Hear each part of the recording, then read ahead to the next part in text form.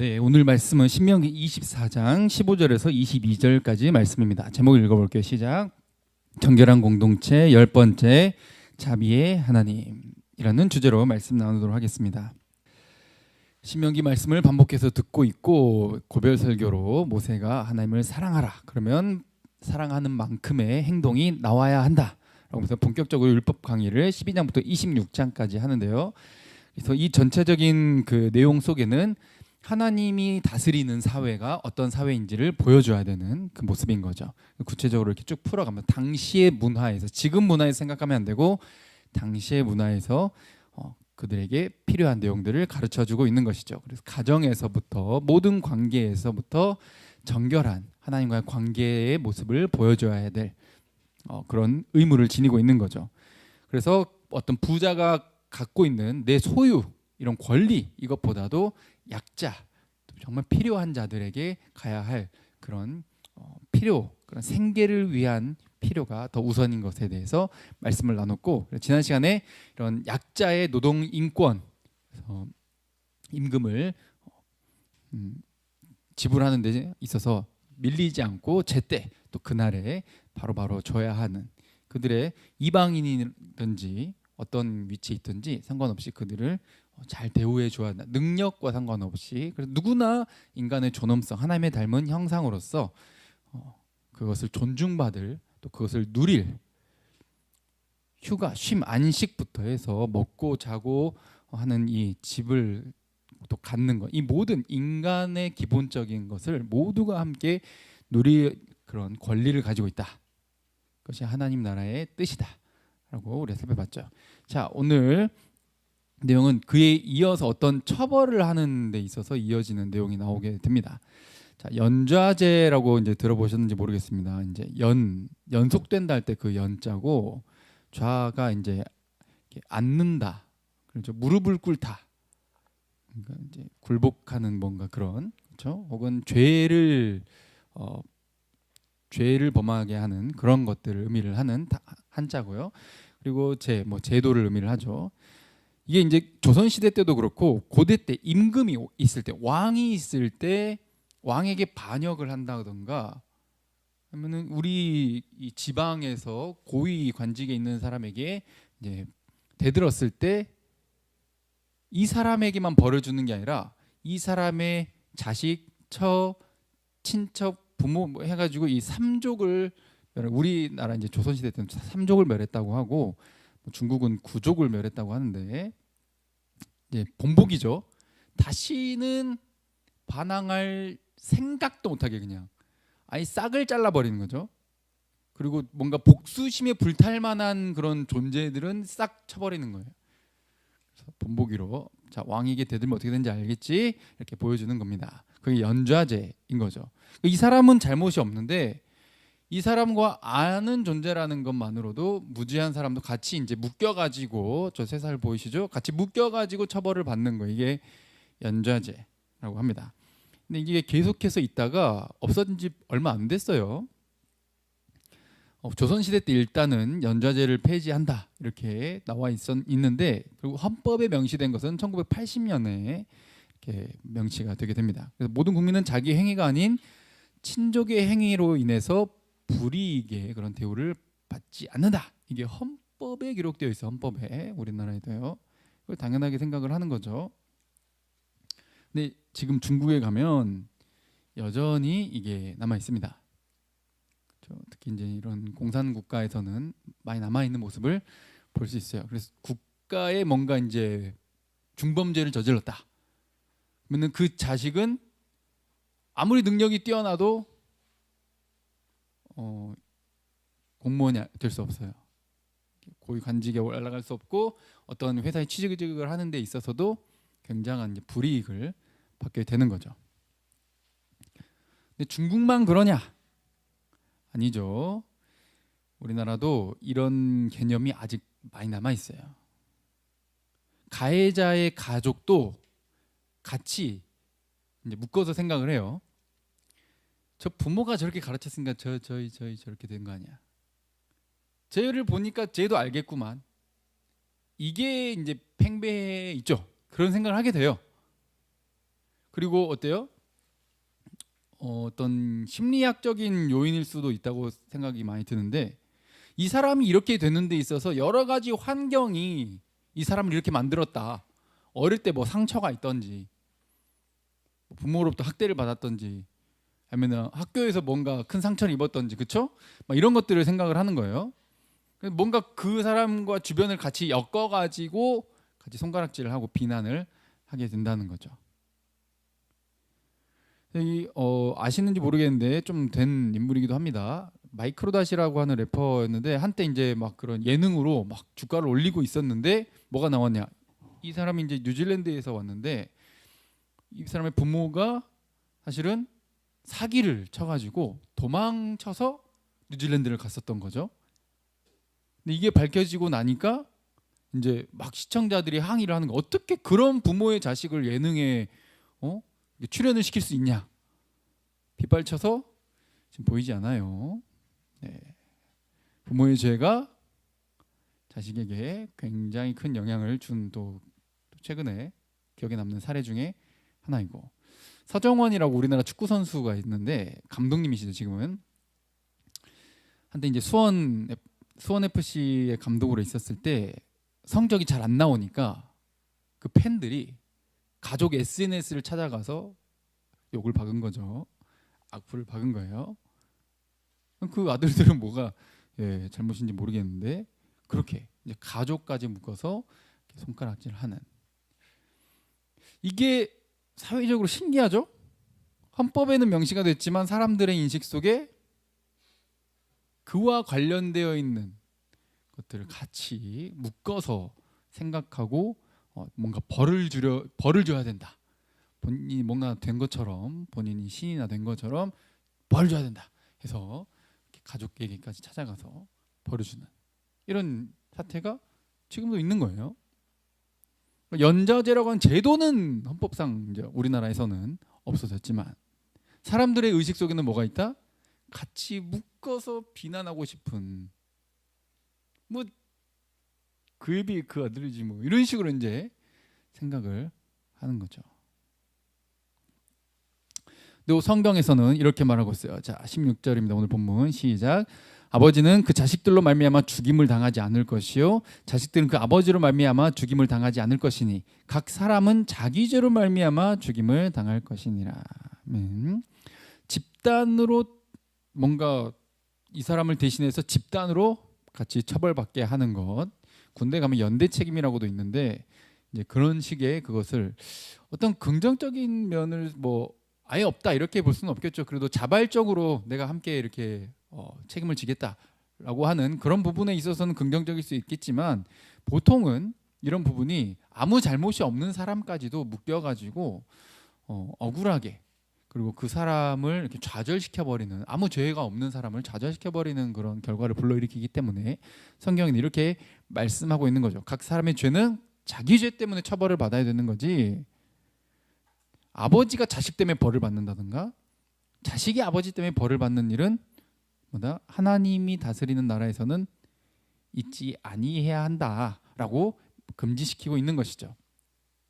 근데 이때 당시에 고대 때 이제 유명한 또 법전이 있죠. 이걸 이제 함무라비 법전이랑 많이 또 비교를 하기도 하는데 당시 고대 이방에서는 이 법전에 이런 내용이 기록되어 있어요.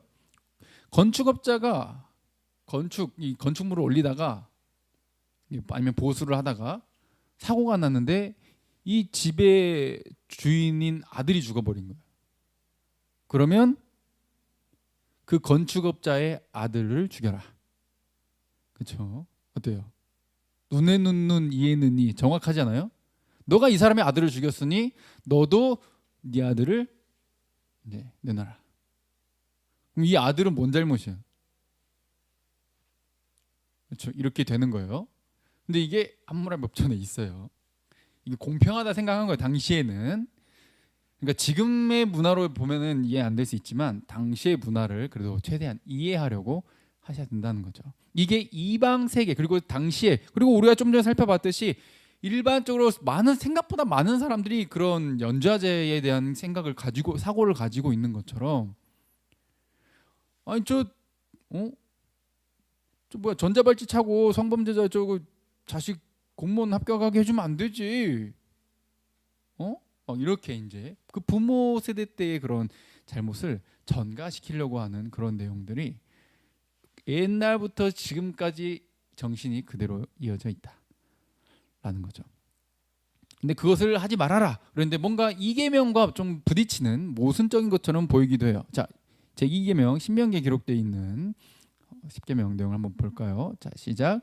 그것들에게 절하지 말며 그것들을 섬기지 말라. 나 네 하나님 여호와는 질투하는 하나님인즉 나를 미워하는 자의 죄를 갚되 아버지로부터 아들에게로 3, 4대까지 이르게 하거니와. 아멘. 분명 뭐라 돼 있어요?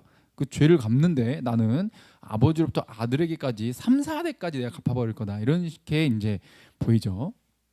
그러니까 우상 섬기지 말아라. 우상 섬기면 그거 가만 안 둔다. 이렇게 이제 경고를 하시는데 이 내용을 이해할 때 우리가 기억해야 될 것은 이 뒤의 내용이 그러나 하나님을 잘 믿고 섬기고 따르는 자들에게는 1000대까지 은혜를 베푼다라는 내용을 우리가 기억을 해야 돼요. 그러니까 잘못했어요. 우상을 섬겼을 때 처벌은 하나님 분명히 하시지만 그 처벌은 영원하지 않아. 그런데 하나님이 택한 자들에게 지금 하는 언약의 내용이니까요. 결혼식 할 때 결혼 서약식 같은 게 10계명이에요. 이해하시겠죠?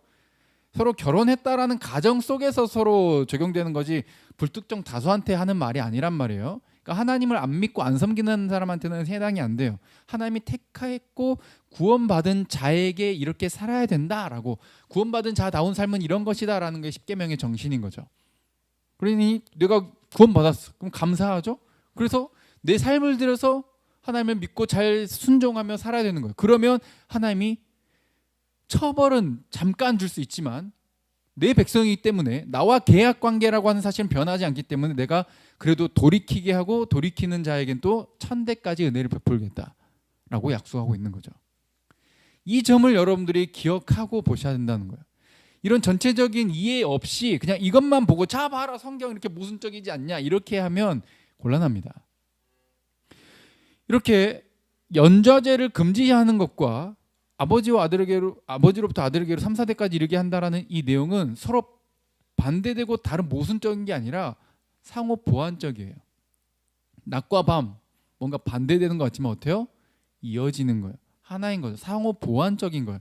반대되는 것처럼 보이는 그 두 가지가 사실은 딱 만나면 어때요? 완벽해지는 거죠. 천지, 하늘과 땅은 반대인 것처럼 보이지만 하나님이 천지를 창조하셨다 그랬을 때 반대되는 두 가지가 합쳐졌을 때 완전한 하나님의 창조를 상징하는 것과 같은 것이죠.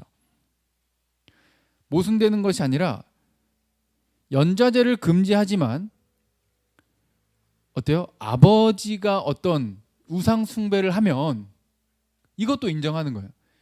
그 집안 대대로 우상 숭배에 빠지게 될 위험이 매우 크다.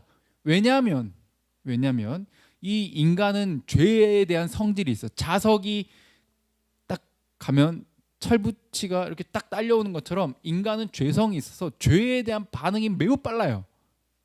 나쁜 습관은 그냥 내가 진짜 좋은 습관 들여야지 그래서 정말 힘든데 나쁜 습관은 그냥 뭐 인식하지도 않았는데 나쁜 습관은 그냥 언젠가 들어있어. 이게 인간이거든요. 아버지가 막 쾌락을 쫓고 돈을 쫓고 막 부자 돼야 된다 그러고 막 무조건 성공해야 된다, 유명해야 된다 막 이렇게 말을 하고 이런 우상 섬기는 그런 집안이면 그 아들도 그거에 영향을 받게 된다고요. 그 아들이 만약 그렇게 안 살면 상관이 없는데 그 부모가 그렇게 살면 그 분위기, 집안 분위기가 대대로 이어지게 되는 게 상식적인 것이라는 거예요.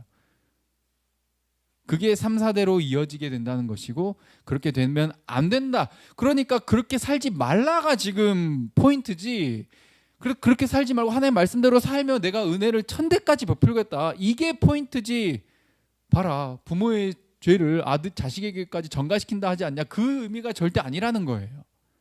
그러나 공동체적으로 그래서 어떻게 해야 된다?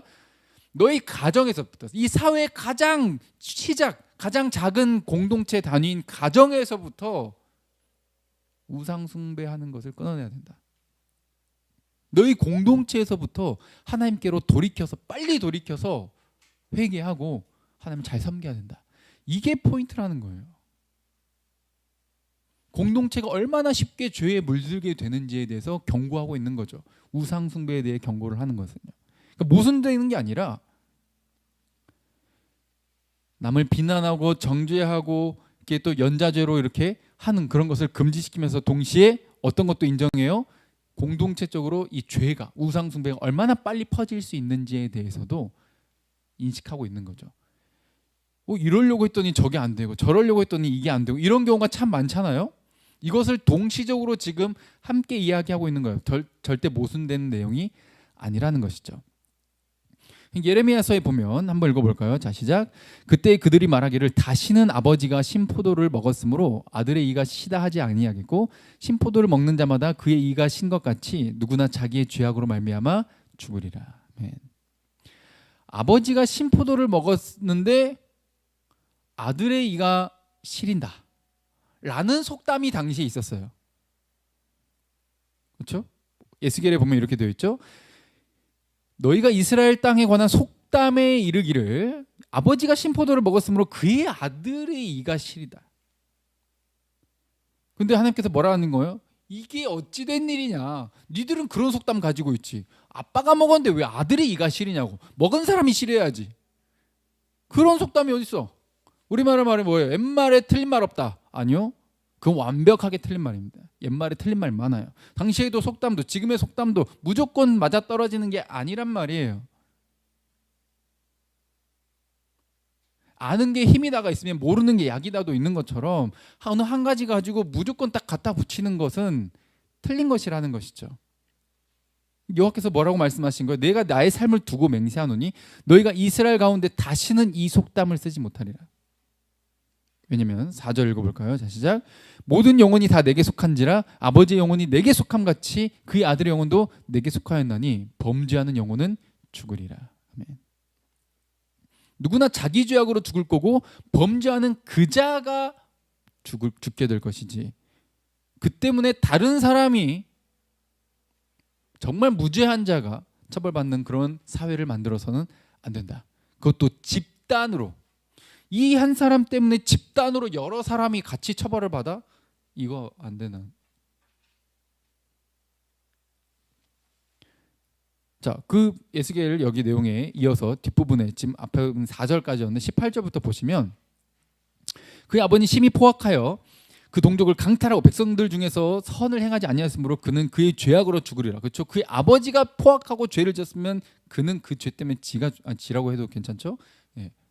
죽는 거고. 그런데 너희는 이르기를 아들이 어찌 아버지 죄를 담당하지 아니하겠느냐라고 한다는 거예요. 왜? 속담에 그렇게 말이 있으니까.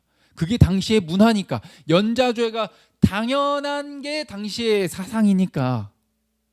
그런데 하나님께서 뭐라 말씀하세요? 그거 당연하지 않다. 너희들이 팽배하게 갖고 있는, 너희들이 갖고 있던 이건 당연한 거지 라고 생각한 그 생각은 당연하지 않다는 거예요.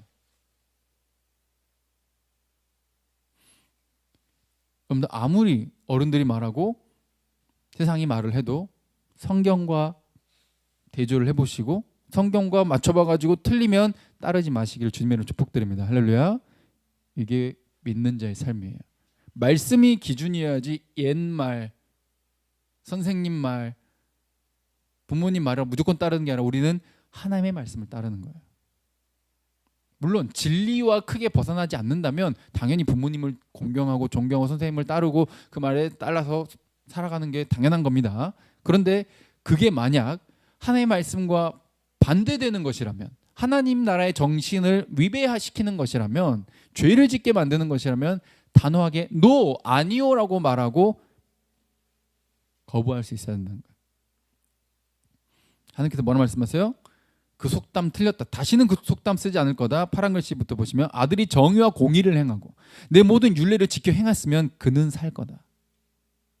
그는 착하고 정의로운데 순결하고 하나님을 잘 믿고 따랐는데 그 아버지 죄 때문에 그가 죽는 것은 아니다. 그는 살 거고 오히려 만약에 그 아들이 범죄했다. 그러면 그 아들은 본인의 범죄 때문에 죽을 것이다. 20절에 그렇게 나오는 거죠. 범죄하는 그 영혼은 죽을지라. 그러니까 지금도 여러분 부모의 죄가 우리에게 그대로 갔습니다. 길 가다 보면은 만납니다, 여러분. 누굴 만나요? 도를 아십니까를 만나요. 그럼 뭐라 말해? 얼굴 보니 굉장히 좋은 분 같은데 부족한 부분이 있다. 조상이 죄를 지어서 지금 천국도 지옥도 아닌 연옥에 가 있는데 지금 당신이 막 정성을 들여야 된다. 땡땡땡 성경에 그런 말 없어. 어디 말 같지도 않은. 성경은 정확히 아들은 아버지의 죄악을 담당하지 아니할 것이요. 아버지는 아들의 죄악을 담당하지 아니하리니. 의인의 공의도 자기에게로 돌아가고 악인도 악인의 그 자기의 악이 자기에게로 돌아갈 것이다 라고 말씀하고 있죠. 오른쪽에 그림을 보시면 고라 있죠. 모세에게 출애굽 당시에 반역했던 인물입니다. 그래서 이렇게 벌을 받게 되는데, 맨 어때요? 고라의 이제 아들들은 어떻게 되겠어? 낙인이 찍혔을 거 아니야. 저 반역했던 고라의 아들들, 저것들도 언젠가는 반역하지 않을까 내가 한번 지켜보겠어. 이런 취급을 받기 쉬웠을 텐데 이들은 나중에 어떻게 됩니까? 성전을 관리하고 백성을 가르치고 시편을 짓고 찬양대로 서고 이런 헌신되고 하나님을 예배하는데 굉장히 귀하게 쓰임받는 자들이 됐거든요.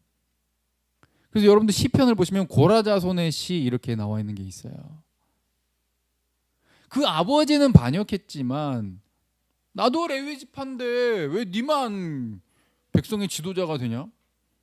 하나님께 정면으로 대들었는 그 죄가 아들에게로 계속 이어지는 게 아니라 어때요? 그 아들들 자손들은 하나님을 잘 믿고 섬기고 따르니까 큰 복과 은혜를 누리게 되었다는 것이죠. 여러 더 예시가 있지만 여기 이 예시만 들고요.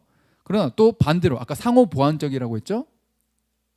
부모의 나쁜 습관, 부모의 죄된 그런 잘못된 사상, 생각은 분명히 자녀에게 영향을 줍니다. 그래서 이제 부모가 될 여러분, 부모가 된 저와 또 여러분 잘 생각해야 돼요. 내가 뭐라고 다른 사람한테 뭔 영향을 주겠어요. 영향 받은 사람이 잘못이지. 정말 무식한 소리입니다. 우리 인간은 알게 모르게 무조건 영향을 주고 살아요. 주고받으면서 살아요. 이거에서 벗어날 수 없어요. 특히 이 가장 작은 단위인 가정에서부터 서로 영향을 주게 된다는 것이죠. 그러나 이것이 절대적이진 않죠. 왜냐하면 고라의 아들들에서 봤던 것처럼 다른 경우가 생겨나기도 하지만 영향을 주는 부분이 대다수이기 때문에 이 죄에서 어떻게 하는 거요? 빠르게 돌이켜내야 되는 거예요. 레위기 26장 39절에 보시면 너희 남은 자가 너희 원수들의 땅에서 자기의 죄로 말미암아 쇠잔하면, 망했다는 거예요. 자기들의 죄로 말미암아. 또 누구의 죄 때문에? 그 조상의 죄로 말미암아 그 조상같이 어떻게 된다? 쇠잔하리라. 이 말은 뭔 말이에요? 그 조상들이 지었던 죄를 니들도 똑같이 짓고 있구나 라는 의미예요. 그 죄를 똑같이 보고 자란 그대로 쉽고 재밌고 쾌락을 누릴 수 있는, 하나님이 아닌 말씀대로 희생해야 되고 헌신해야 되고 남을 위해서 나눠야 되고 십자가 져야 되고 이거 싫어. 근데 뭔가 내 정성만 갖다 바치면 되고 내가 원하는 것 막 기도하면 다 들어준다고 하고 이런 우상에게는 굉장히 막 마음이 뺏겨가지고 막 잘 가. 그래서 성경에서 말씀하시는 하나님이 아니라 잘못된 하나님, 성경에 나와 있지 않는 상상해낸 그 하나님을 잘 믿고 따라버리는 거예요. 이게 너무 삽시간에 퍼져버려요. 아주 중독성이 강해. 니들 조상들이 하던 그거 그대로 니들도 하고 있네. 그러니까 너희가 조상의 죄를 물려받은 게 아니라 조상이 짓던 그 죄를 보고 그대로 답습해서 너희도 그대로 똑같이 죄를 지었잖아. 조상은 조상의 죄로, 또 너희는 그걸 보고 따라해서 너희가 또 살면서 열심히 죄를 지었네. 너희는 너희 죄로 말미암아 망한다. 그래서 그들이 나를 거스른 잘못으로 자기의 죄악과 그들의 조상의 죄악을 어떻게 하고? 자복하고 내게 대항함으로 고백해야 되는 거예요. 인정해야 되는 거예요. 내가 이렇게 죄 짓는 것은 우리 조상들이 지었던 그 죄를 나도 모르게 죄가 죄인 줄도 모르고 지었고 하나님 앞에 이렇게 대항했습니다 라고 고백해야 되는 거죠. 우리 흔히 듣는 말이 뭐예요? 딸이 잘못하면 네 닮은 딸 나와서 길러버려. 얼마나 힘든지. 아들들한테 뭐예요? 네 닮은 아들 낳아봐. 저도 한편으로는 무서웠지만 다행히 딸이 나왔어요. 그 딸이 저 같을 수도 있어요. 그런데 알 수 없는 일이지만 걱정이 되는 부분도 있지만 그 부분 닮게 된다는 부분을 성경은 부정하지 않아요. 그래서 그것을 너의 때 빨리 인정하고 고백하고 하나님께 내가 대들었다는 걸 빨리 인정하고 돌이키라는 거예요. 그래서 이 뒤에 내용 자기 죄악과 그들의 죄악을 자복하고 그들에게 대항함으로 41절부터 읽어볼게요. 시작. 나도 그들에게 대항하여 내가 그들을 그들의 원수들의 땅으로 끌어갔음을 깨닫고 그 할례받지 아니한 그들의 마음이 낮아져서 그들의 죄악의 형벌을 기쁘게 받으면 내가 야곱과 맺은 내 언약과 이삭과 맺은 내 언약을 기억하며 아브라함과 맺은 내 언약을 기억하고 그 땅을 기억하리라. 아멘. 하나님 뭐라 그래요? 거기서 지금 레위기의 먼 훗날을 알고 미리 예언하고 있는 거. 니들이 짓는 죄, 네 후손들도 지을 거고 그렇게 우상 숭배하다가 내가 결국 경고하고 경고했는데도 돌이키지 않다가 그 나라를 잃고 다른 이방 나라로 포로로 끌려갈 거다. 바벨론으로, 아수르로. 그때 거기서 깨닫고 죄악을 고백하고 겸손해지고 그래도 이게 진짜 우리 죄 때문이지. 우리 조상이 잘못한 게 왜 우리가 이렇게 여기서 태어나고 이렇게 우리가 고생해야 됩니까? 이렇게 말하는 게 아니라 우리도 그 죄를 짓고 있고 이것이 조상 대대로 이어져 온 것입니다. 주여 용서해 주시옵소서. 이렇게 겸손하게 하나님 앞에 엎드리면 내가 기억하고 그 땅으로 돌아가게 할 것이다. 할렐루야. 마찬가지로 지금도 내 가정 환경이 어떠든지 내가 어떤 사회적인 그런 배경 속에서 자라왔든지 아무 상관없이 이 내 환경과 내 지금 상태와 내 외모와 내 이 지식과 내 IQ와 내 뭐 여러 가지 것들이 다 하나님께 원망의 대상이 아니라 이게 내가 낮아지고 겸손해지는 원인이 되어서 하나님 앞에 고백하고 회개하면 그래도 하나님밖에 없다라고 내가 믿고 따르겠다고 믿음을 고백하면 하나님께서 누구든지 그 땅으로 하나님의 나라로 들어오게 하는 이 약속을 잊지 않고 실행시켜 주시겠다는 것이죠. 그러니 어때요? 전체적으로 경고예요. 그 죄악에서 우상 숭배에서 빨리 돌이켜서 떠나라. 여호와께 돌아가자 라는 것이죠. 그러면 하나님께서는 어때요? 받아주시겠다는 거예요. 약속을 기억하시겠다는 거죠. 이런 문화에 있어서 예수님께서도 뭐라 말씀하시죠? 자, 요한복음 9장에 보시면 예수님께서 길을 가실 때 날 때부터 맹인된 사람, 태어날 때부터 못 봤어. 그건 어때요? 장애인이잖아요. 아예 앞을 볼 가능성이 1도 없어요. 그런데 어때요? 제자들이 물어보죠. 예수님, 이 사람이 이렇게 태어날 때부터 앞을 못 보고 태어난 거는 누구 죄 때문이에요? 그러니까 지금 문화가 뭐예요? 연좌제에 대한 문화가 팽배한 거예요. 이게 당연한 거예요. 얘 부모가 잘못한 거야? 아니면 애가 뱃속에서 잘못했을까요? 뭐 때문에 이렇게 된 거죠? 그러니까 이게 아예 기정사실이야. 이것이 아닐 거라는 생각조차를 하지 못하는 문화예요. 무조건 누군가의 죄 때문에 이렇게 장애인으로 태어난 거예요. 근데 예수님께서 뭐라 말씀하셔요? 누구의 죄도 아니다.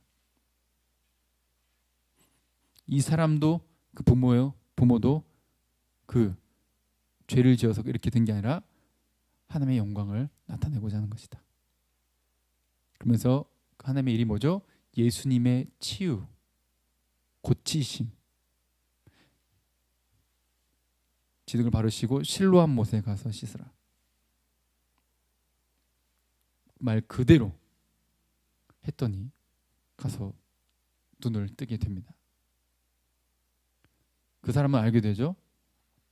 또 그냥 막 더듬더듬 막 신랑까지 찾아갔는데 뜨고 나니까 예수님 얼굴은 본 적이 없지만 그분의 음성을 기억하고 다 나한테 손가락질했는데 다 네 부모 죄 때문에 다 네 죄 때문에 이게 그냥 당연했는데 나는 알지도 못하고 그냥 그렇게 태어나가지고 그런가 보다 하고 그렇게 그냥 억압받고 살아왔는데 예수님만은 다른 소리를 하시네. 네 잘못이 아니야. 네 잘못이 아니야. 하나님의 일을 나타내려고 한 거야. 예수 그리스도의 그 회복시키시는 이 땅에 오신 목적을 이루신 거죠. 그래서 그 사람은 후에 유대인들과 랍비 종교 지도자를 불러가지고 야 너 어떻게 눈 떴냐? 너 태어날 때부터 장래 확실해? 똑바로 말해. 너 부모 어디 있어? 부모 데리고 와. 태어날 때부터 장님 확실합니까? 확실한데요. 눈 떴는 근데 어떻게 떴어요? 부모가 말하죠. 나는 어떻게 우린 진짜 모르겠는데요. 갑자기 떠 있었지. 그러니까 이 장님 뭐라 그래요? 장님이라 하면 안 돼. 이 시각 장애인은 뭐라고 말하죠? 죄송합니다. 장님이란 표현 죄송합니다. 시각 장애인은 뭐라 말했어요? 나는 다른 건 모르겠고 음성만 들었는데 예수라고 하는 자가 내 눈을 뜨게 해줬다. 당신들 날 추방한다 할지라도 나는 사실을 사실로 말할 뿐이다. 예수가 나를 고쳤다. 이걸 드러내려고. 그럼 어때요? 우리의 지금 부족한 모습, 깨진 모습, 망가진 모습, 뭔가 태어날 때부터 왜 이런지 불평거리들 다 뭐예요? 하나님의 일을 나타내고자 하는 거죠. 이게 깨닫고 믿고 마음이 낮아져서 하나님을 의지하는 자의 태도인 것이죠. 그러나 반대는 고라처럼 반역하고 다 하나님 탓이고 하나님 때문에 이렇게 됐고 하나님 날 이렇게 만들었고 날 미워하고 세상을 향해 막 세상 밉고 부모도 밉고 날 손가락질하는 세상 막 다른 이웃도 밉고 다 미워 그냥 나 자신도 밉고 이렇게 가는 게 아니라 회복을 선언하시는 거예요. 누구의 죄도 아니야. 네 잘못이 아니야. 그러나 그것을 통해 나에게 오면 그것은 영원한 하나님 나라를 선물 받을 수 있는 놀라운 통로가 될 것이다. 그러나 태어날 때부터 지잘난 줄 알고 부자하고 모자람 없고 똑똑하고 잘생겼고 막 이렇게만 해가지고 살아온 사람은 하나님 필요 없겠죠? 그래서 하나님을 부인하고 자기 힘으로 자기 노력으로 그래서 금수저 물고 태어난 것도 능력이다 하면서 불우한 환경에 있는 사람을 막 손가락질하고 비리 저지르는 거 아무렇지도 않게 생각하고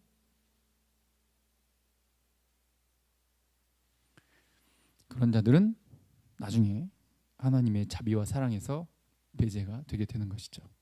자기 죄로 말미암아 벌을 받고 그러나 돌이키고 하나님을 의지하는 믿음을 가진 자들은 예수님께서 치유해 주신 것처럼 자비의 하나님을 경험하게 된다는 것이죠.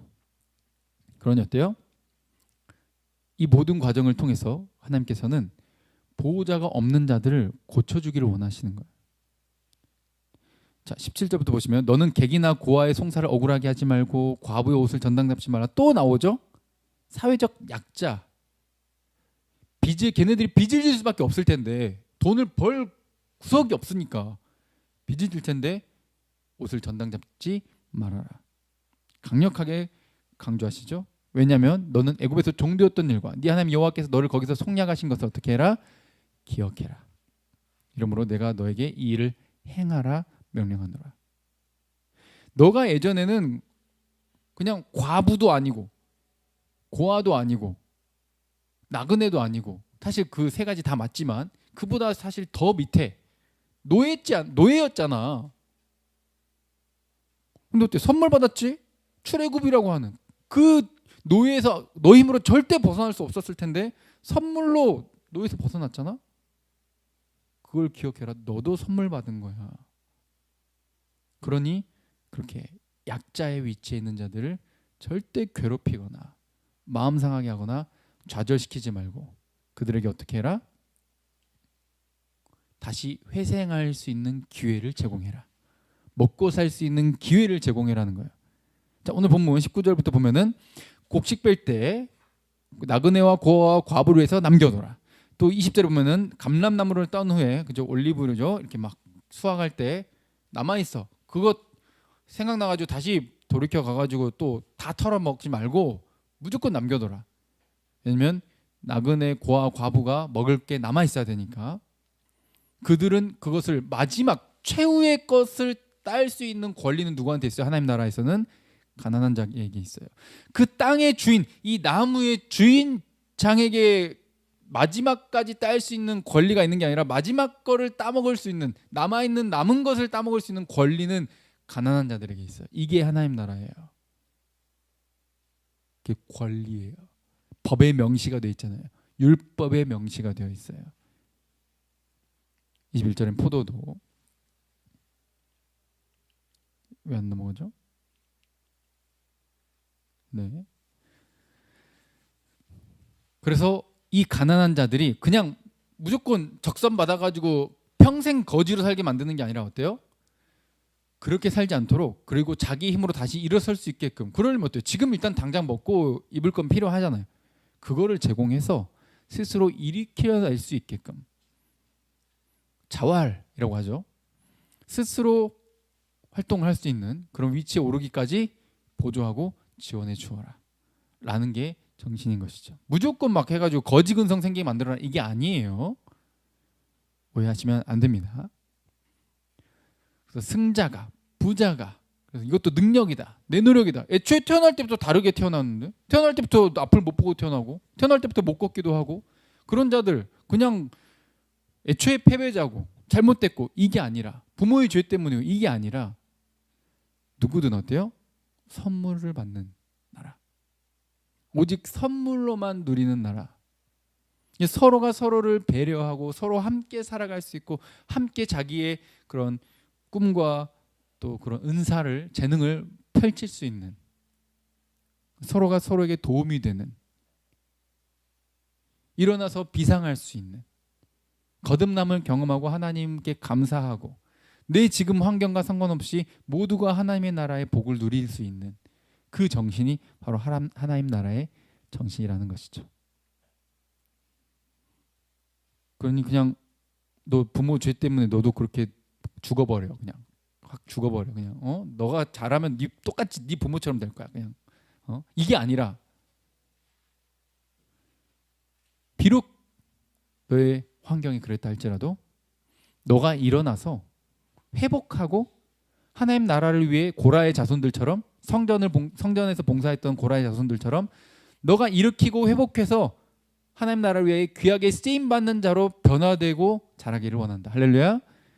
그게 우리 청소년들을 향해, 우리를 향해 누구든지 예수를 믿으면, 누구든지 그 이름 앞에 엎드리면 회복을 경험하고 하나님 나라를 위해 또 굉장히 귀하게 쓰임받고 하나님의 영광을 드러내고 하나님의 영광을 함께 나누어 받을 수 있는 복된 나라가 어떤 나라다? 하나님의 나라임을 기억하시는, 자비의 하나님을 기억하는, 모든 근거 뭐예요? 하나님이 나에게 먼저 그 아들을 주신, 출애굽을 해주신, 선물을 주신 그 은혜에서 출발함을 기억하시고 마음껏 용서하고 또 제공하고 나누고 사랑하고 함께하는 그런 공동체에 함께 세워나가기를 주님의 이름으로 축복드립니다. 함께 찬양하고 기도하겠습니다.